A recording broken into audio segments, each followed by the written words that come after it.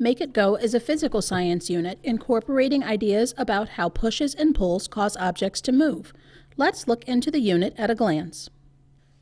This unit covers several kindergarten physical science standards about pushes, pulls, and the motion of objects.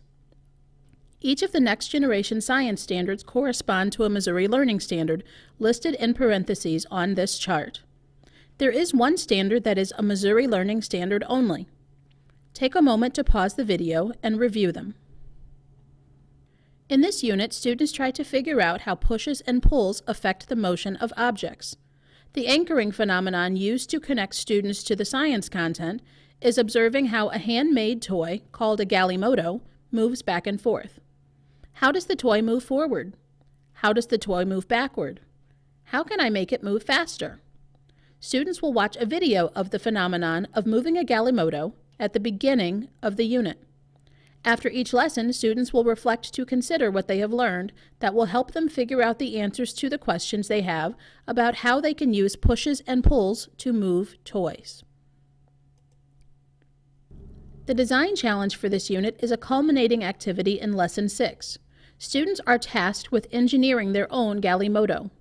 They will use the information they learned about pushes and pulls to design a toy that allows someone playing with it to change the speed and/or direction that the toy moves in. Now that we have an idea about what students will study in this unit, take a look at the unit flowchart.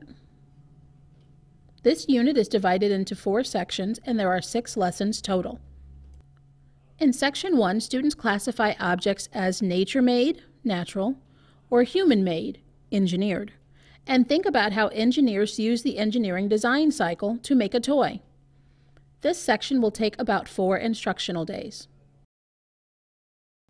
Here is the content level big idea for Section 1 and how students will figure it out. Students use videos, card sorts, discussions, and material samples to figure out that some objects are natural while other objects are engineered. This conversation is continued as they read books and discuss what materials are needed to build a galimoto. Students analyze the engineering design cycle and think through how kids who make galimotos are engineers. They will continue to apply this knowledge to the other sections of this unit. In Section 2, students are introduced to the idea of how pushes and pulls make things move. This section will take about 6 days. In Section 2, students use hands-on activities, videos, card sorts, discussions, graphic organizers, drawings, and readings to practice and describe moving objects with pushes and pulls. Section 3 asks students to consider how they could change the motion of an object. This section will take about 3 days. In Section 3, students will use their knowledge of pushes and pulls as they conduct an investigation and listen to a reading to discover that they can change the motion of an object by changing the strength and/or direction of the force. Students will also watch a video, conduct an investigation, and discuss their observations about how the motion of an object changes when it is involved in a collision. In Section 4, students will use their knowledge of pushes and pulls, forces, and collisions to engineer their own galimoto. This section will take about 4 to 6 days.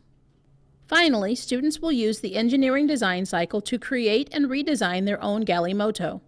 Students will test their toys to see if they can demonstrate a push, pull, change in speed, and change in direction. By the end of this unit, students will understand how pushes and pulls can change the motion of objects. For more information, visit our website, mySciPartners.com.